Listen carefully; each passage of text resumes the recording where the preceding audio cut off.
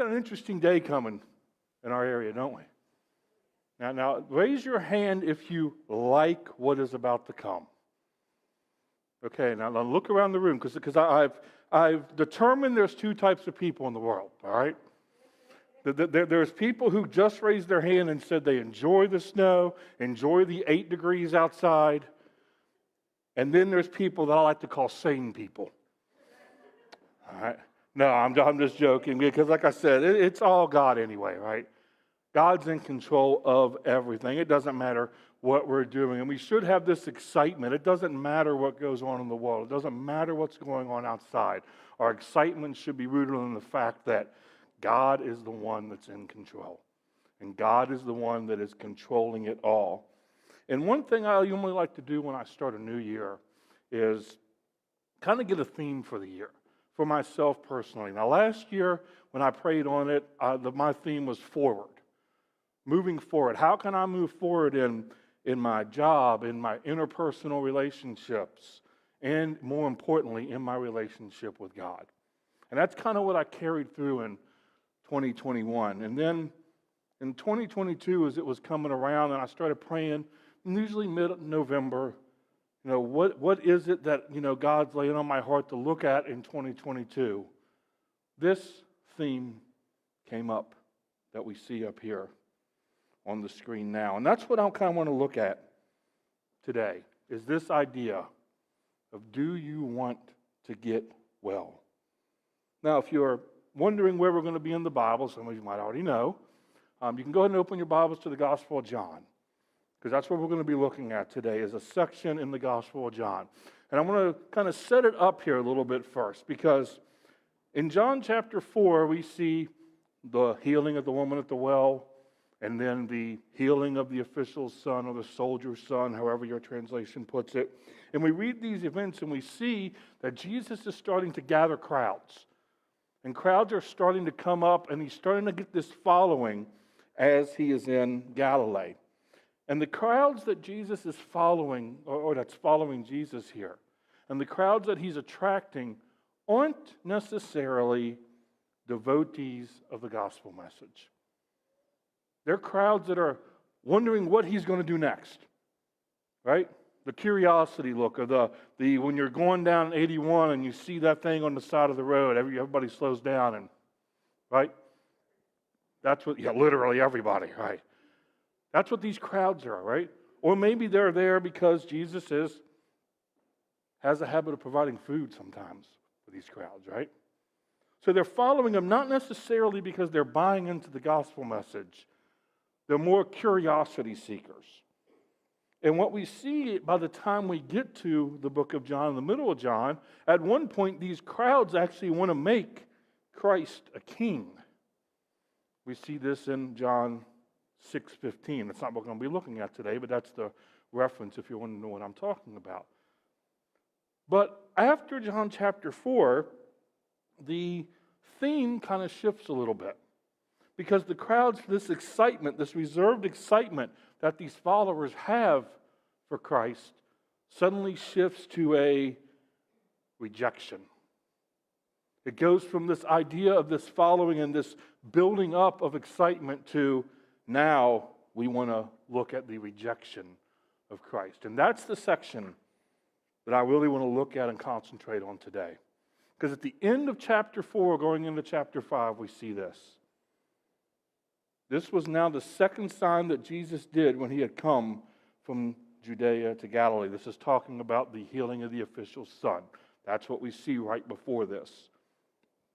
And after this, there was a feast for the Jews, and Jesus went up to Jerusalem.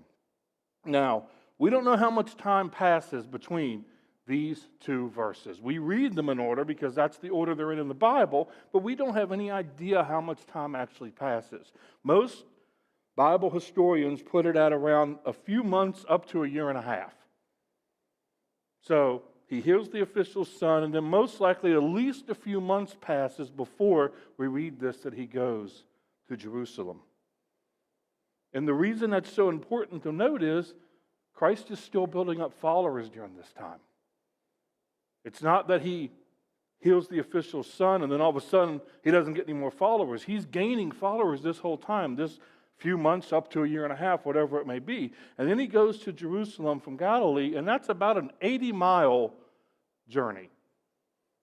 So picture going from here to D.C. That's what you're looking at. And it probably would have taken about 5 days because they're not hopping into their Prius and going. Right? This is a walk, and this would have been a walk with animals and other things, and he and the 12 would have been doing this. And most likely, these followers that he's built up back here in Galilee aren't going to take this journey with him. So when he rolls into Jerusalem, he is there, maybe a few of the people, and the 12 is what you see coming into Jerusalem as he gets there. And it's important to note that because the people aren't going to necessarily know who Christ is when he gets here. They're not going to have the reputation. They're not going to know about the woman at the well and the healing of the official's son and all those other things that Christ did back here. So he comes in, and then we see this. By the sheep gate in Jerusalem, there was a pool called Bethsaida in Aramaic, which has 5 colonnades. Within these lay a multitude of the disabled, blind, lame, and paralyzed. One man was there who had been disabled for 38 years. So imagine this scene that Christ and his disciples are walking into. It was a pool, and this pool was said to have magical powers. That's what the thing is that you have to understand here. This pool was said to have an angel that was going to come down, and when the angel came down and stirred the waters up, the very first person in the pool would be healed from whatever ailment that they were suffering from. Now we read this term, lay a large number. Some translations have a multitude. But only one person gets healed when the waters get stirred up. And it's a multitude of what? Blind, lame, paralyzed people. So we're not talking about the Olympic gymnast running in there to get into the pool here. We're talking about people that are going to scramble and fight to try to get into the pool when they see this. And this is the scene that they come upon. And for 38 years, this one man would have drug himself to the pool every day and waited for these waters to be stirred up so he could be the first one in and be healed. This is what Jesus is walking upon. And he sees this and he says this. When Jesus saw him lying there and realized he had been there for a long time, he said to him, "Do you want to get well?" Do you want to get well? Now, once again, picture this. This man had been coming to this pool area for 38 years. He's lying there. And here comes someone up to him he doesn't know. And we know he doesn't know who it is because of what happens later on in this passage. And ask what could possibly be the most obvious question on the planet. Imagine walking into a hospital and walking up to a stranger who is going through something and just going, "You want to get well?"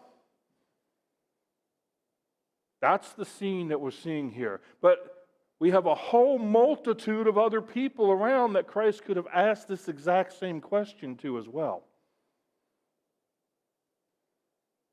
And just like when Jesus asked the question to the woman at the well, "Would you borrow me something to drink?" The question that he asked this person is for a couple different reasons. First, it would have grabbed this person's attention.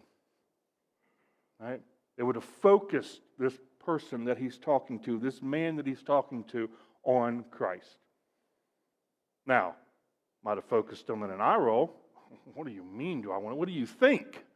Right? But Christ got his attention. And then it also showed that Christ had a concern for him. Right? Here's a man that walks up, a complete stranger, and says, "Do you want to get well?" Right? That's the question that Christ asked him. This is my phrase for 2022 right here. This is my idea for 2022. Do you want to get well? Some translations have it, do you want to be healed? That might be what your translation says. It means the same thing in Greek. Now, many in this room or watching online might say, I don't have anything wrong with me. I'm ready to go out and run a marathon. Go ahead, I'll record you from here, by the way. Right? I'm ready to go. I'm physically fit. And what's funny is, as I was examining this question when it came to me as I prayed and God said, this is what you need to focus on in 2022, I was coming off of an accident. Right? Many of you might remember about a month and a half ago, I had my arm in a brace. I was limping around, could barely move this shoulder. Right? So if someone would have come up and asked me that question at that time, I was like, I'll give you a list right now. Here's what I want to get well from, Christ, right here, right? But then as I started looking and examining this more, getting off the surface answer, the obvious answer, it's not really what I need to be focused on. That physical answer isn't what I need to be focused on, right? Because our minds have to dig deeper in when Christ asks this question. Because sometimes we have a response like the lame man does. We don't understand what the question Christ asking actually is. See, he doesn't understand and he doesn't get that Christ can make him well. He goes back to deflect and excuse mode. Because he goes back to the thing that can't make him well, which is the pool. Because in verse 7 we see, Sir, this able man answered, I have no one to put me into the pool when the water is stirred up.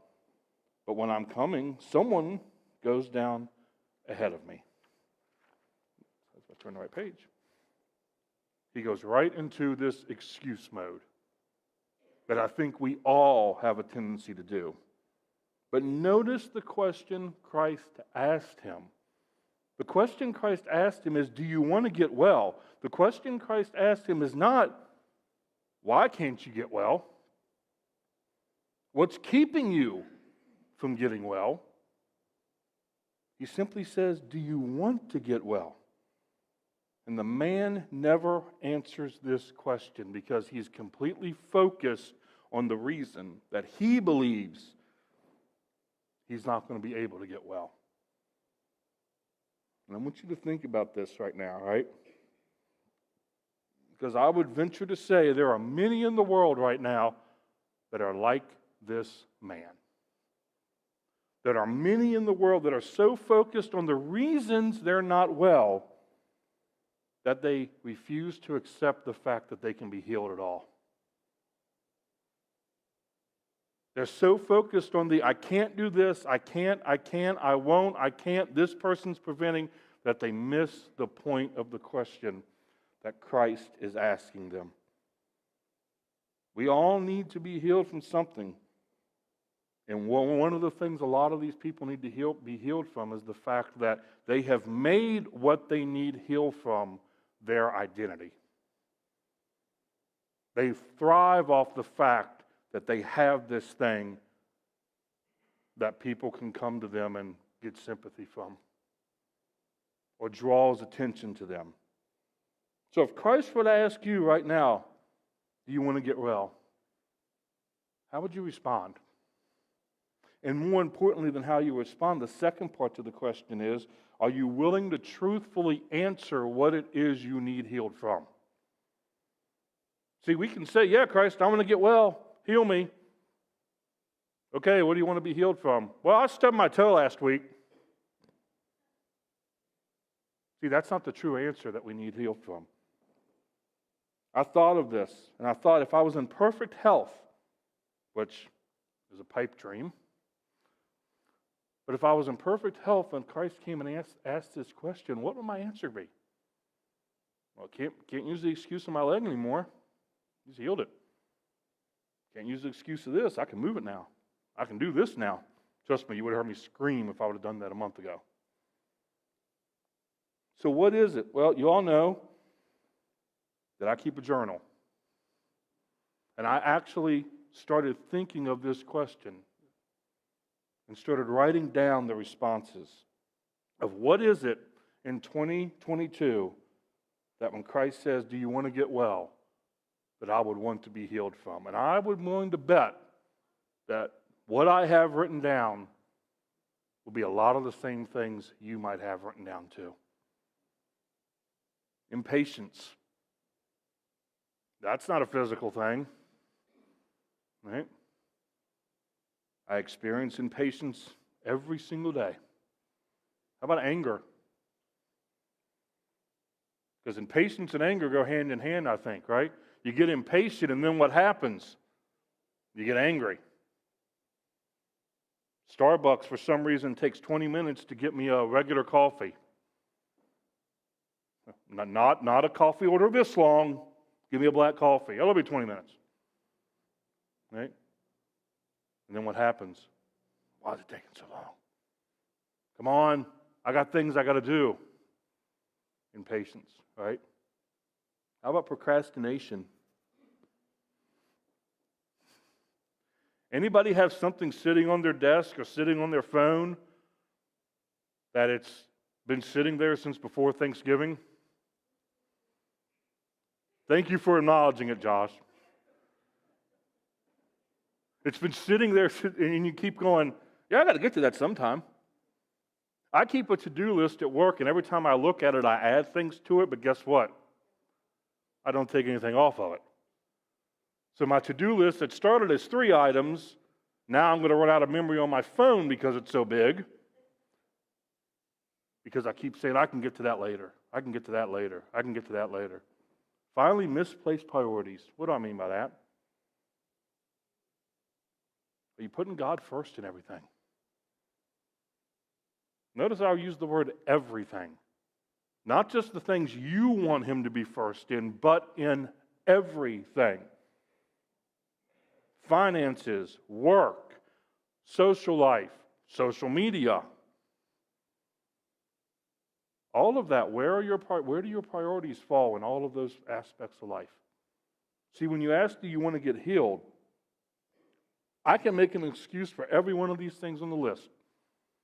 If Christ was to come to me and said, well, do you want to be healed from impatience? Yeah, but. You want to be healed from procrastinating? Yeah, I just don't have enough time. Well, stop watching people walk around New York City for 5 hours on YouTube when you might have enough time. That's one of my favorite channels on YouTube, by the way. So yes, that's true. See, misplaced priorities. We're unable to be healed because Christ doesn't want to know our excuses. He just wants to know, are we willing to accept the fact that we need to be healed from something? That's the starting point. Because there's another part to the healing that we have to acknowledge after we accept the fact that we need healed. Get up, Jesus told him. Pick up your mat and walk. We have a part in our own healing. It's not, Christ, I want to be healed from this. I've prayed and prayed and prayed from this, and now I'm just going to sit here till you heal me. I know people like that. I know people that fall too often for the excuse of, I've been praying about it, and now I'm just waiting for God to come and give me the answer to that prayer. And I'm going to go, well, God gave you about 40 answers to the prayer. You just didn't want to acknowledge them. Right? You've heard the story of the man when the flood comes, right? And the boat comes by. Get in the boat. No, I'm waiting for God to answer my prayer. Water rises up. He's on top of the house. Another boat comes by. Get in the boat. No, God's going to answer my prayer. God's going to rescue me. Helicopter flies by with a ladder down. Come on, climb. No, God's going to rescue me. He drowns and gets to heaven, and God goes, what are you doing here? Well, God, I was waiting for you to come down and rescue me. He said, what do you think the 2 boats and the helicopter were? We got to recognize when God is actually answering our prayers. And in 2022, I really pray that we all can take the blinders off of this direction that God has for us. Stop narrowing the view of what it means for God to answer a prayer and pay attention to what He is really doing and what He has for us as He does answer the prayer. So what happens? Well, instantly the man got up, or the man got well, picked his mat up and started to walk away. Now the day was the Sabbath day. I want you to think about this. You ever sat too long and your leg fell asleep? Slept wrong, maybe you had your arm out wrong and you wake up the next morning, can't move it a little bit, had the pillow in the wrong place. That's just a few hours, or maybe even a few minutes if your leg falls asleep. This man has not been able to move or walk for 38 years. And Jesus says, pick up your mat and walk. Instantly, the man got well, picked up his mat, and started to walk. It takes me an hour to move out of bed and walk. Instantly, the man gets up. We have to realize, right? His legs were not used for that amount of time, and Jesus heals him instantly. And this is what Christ told him to do. He followed what Christ told him to do, and we come to find out here in a minute that he doesn't know who Christ is. He doesn't have faith in him. He doesn't believe in him. But he still followed what Christ told him to do. But John adds something to the end of this that's incredibly important. Now the day was the Sabbath. Remember, everything in the Bible is there for a reason. Every single thing that we read in the Bible is put there for our learning, for our understanding, and for a reason. And the reason here is the healing was done on the Sabbath day. And the Sabbath had been turned into a day of rules and a day that a lot of people feared because they were afraid to do anything on the Sabbath day because the Jewish leaders had put a string of man-made rules in place that said you can't do this, you can't do this, you can't do this. So what am I talking about? Well, they actually put 39 things in place that you couldn't do on the Sabbath. I'm not going to read them all. And you probably can't either because they might be too small. Those were the things you were not allowed to do on the Sabbath according to Jewish tradition. They had taken a day that God had intended for us to recognize the wonderful creation He had given us and turned it into that. And guess what? Not one of them recognizes the miracle that has just occurred in front of them because they're so concerned with, you broke one of those. How dare you do this and break one of those? Because what do we see next? Well, seeing this puts verse 10 into a little bit more better context. So the Jews said to the man who had been healed, "This is the Sabbath. The law prohibits you from picking up your mat." Now, if you have kids, don't show them this passage if you want them to clean your room on a Sunday, right? Sorry, Mom, Sabbath prohibits me from picking up anything. Right? But that's what they're doing, right? They had seen this man come to the pool for 38 years, not being able to walk, drag himself to the pool, not being able to get in the water first. Now they see him walking, and their response isn't amazement. Their response isn't a joyful celebration. Their response is, how dare you pick up your mat on the Sabbath? How dare you break one of our man-made laws? One of the things I pray we're all healed from in 2022 is this right here. Missing the miracles in front of us and around us in the church, in the community, in our everyday lives, because we're so concerned about the letter of the law of the Scripture that we forget about God's grace in the law. It's called legalism. We should celebrate every single time we see God working in someone's life. It doesn't matter how the work comes about. It doesn't matter what translation of the Bible the person uses. It doesn't matter what church they go to. It doesn't matter what style of music is being sung. If there's a miracle happening in your life, if there's a miracle happening in someone you see's life, you celebrate it. You don't say, how dare you, fill in the blank of whatever you want to replace with pick up the mat. The key point is missed by both the Jewish leaders and the man who got healed. Well, how do we know that? He replied, the man who made me well told me to pick up the mat and walk. Instantly, he goes into that excuse mode, right? Who is this man who told you to pick up your mat and walk, they asked. But the man who was healed did not know who it was because Jesus had slipped away into the crowd that was there. Pages are really sticking together today.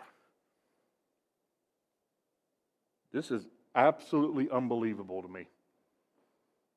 You have the man who's been healed, and you have the leaders seeing the healing, and now they're both going, who had nerve enough to heal you on the Sabbath day?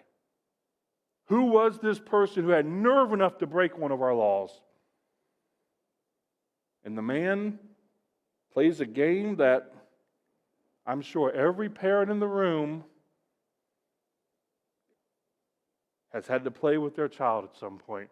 Because raise my hand if you're a parent and you ever find that child of yours friend who's named I don't know.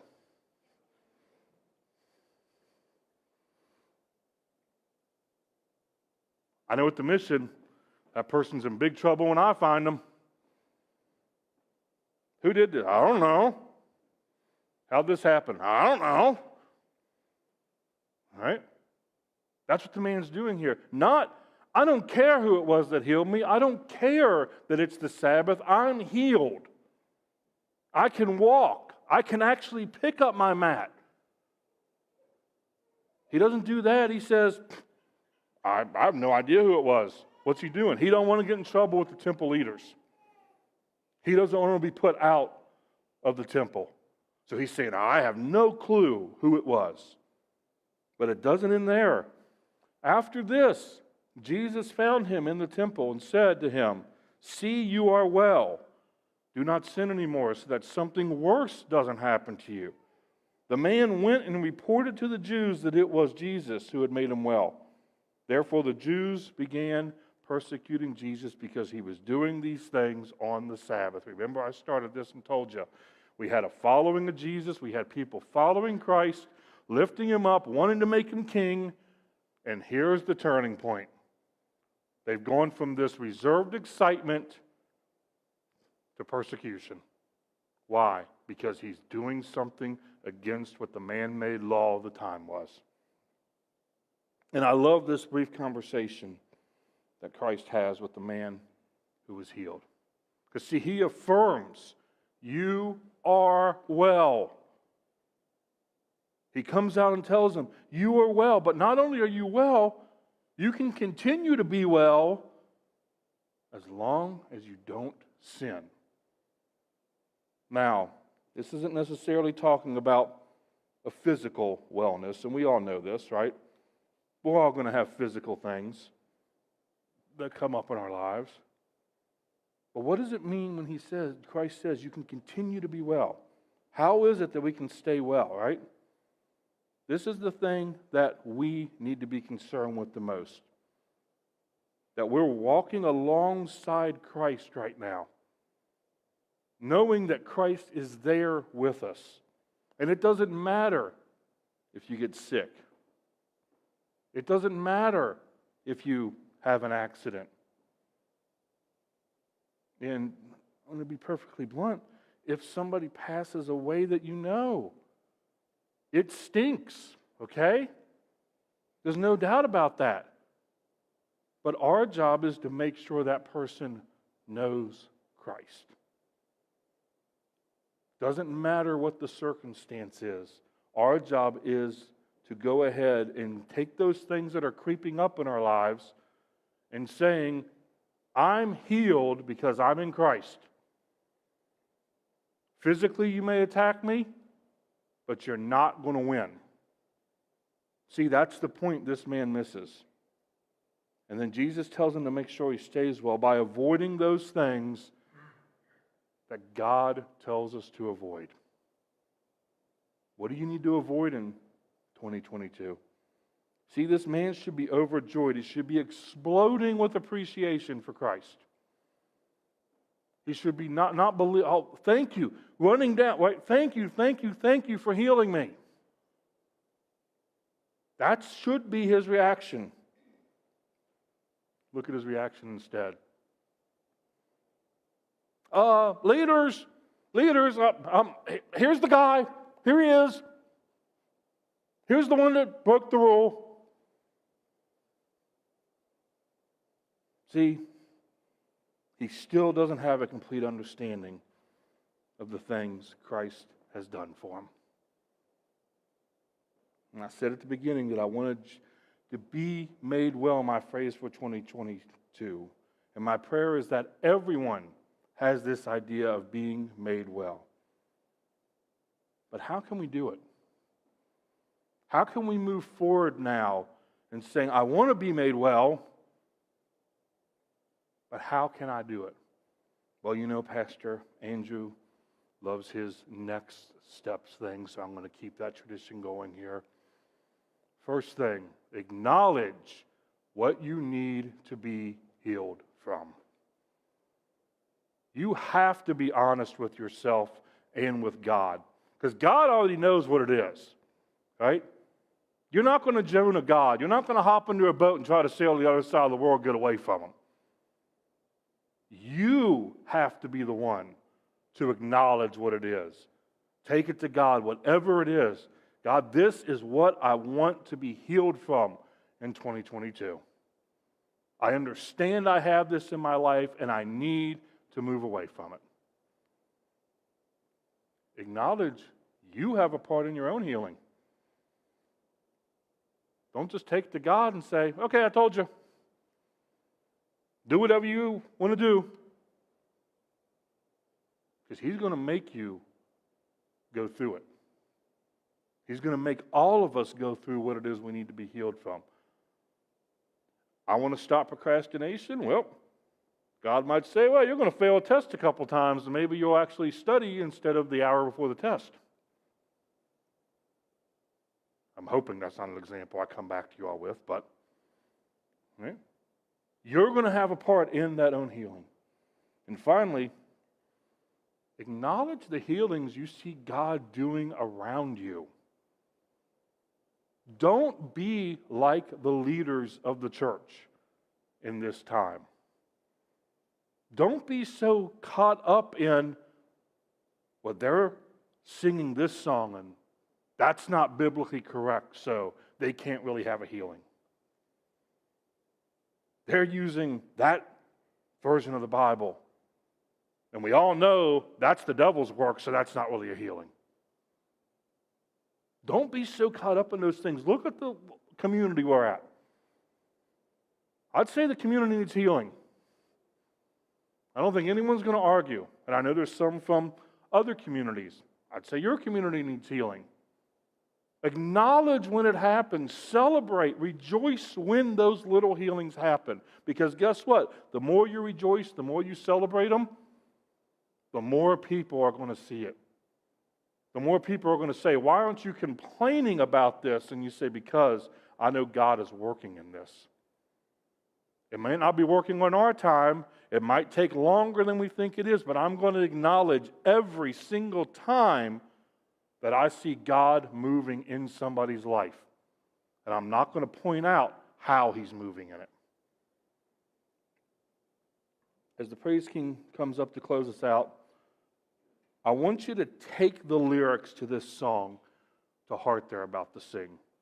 I specifically asked for this song to be the closing song because it's one of my favorite songs from 2021. And even if it's not your style of music, even if you say, man, I've heard this 1,000 times, pay attention to the lyrics that are going to be on the screen. And as you leave the building today, leave it with the intent of sharing the little things God does in your life and the life of the people you see around you. See, we all have this healing that we need to have done, but more importantly, when the healing comes, that becomes part of our testimony that we can share with others.